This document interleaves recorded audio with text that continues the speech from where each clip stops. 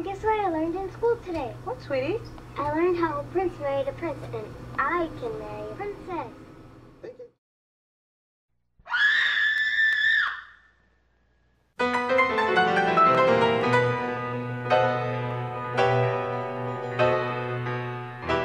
There was a man who took a stand to try to shed some light. He said that sexual preference is a basic human right. The school board laid him off and said the budget was too tight. But it sounds suspiciously like homophobia to me. A woman with a child of 6 could find no place to live. And finally her lover said, "Why don't you just move in?" The landlord made excuses and raised the rent again. Sounds suspiciously like homophobia to me. Oh, It happens every day. No matter what they say, it's just because you're gay. Homophobia. It happens everywhere. You know it's out of fear. It's just because you're queer. Homophobia. some liberals say that it's okay for people to be queer, as long as they don't flaunt it.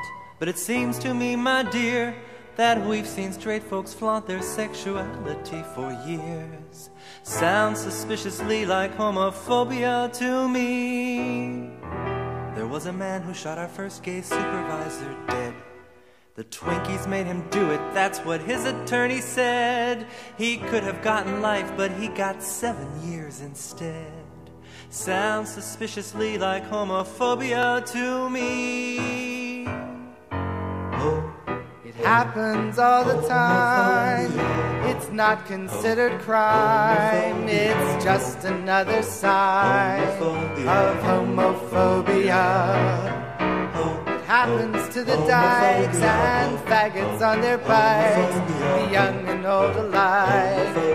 Homophobia. Now AIDS has claimed so many lives and still there is no cure. And if they don't spend more on research, it will keep on killing more. Because it's called a gay disease, it's easy to ignore. Which sounds a lot like blatant homophobia to me.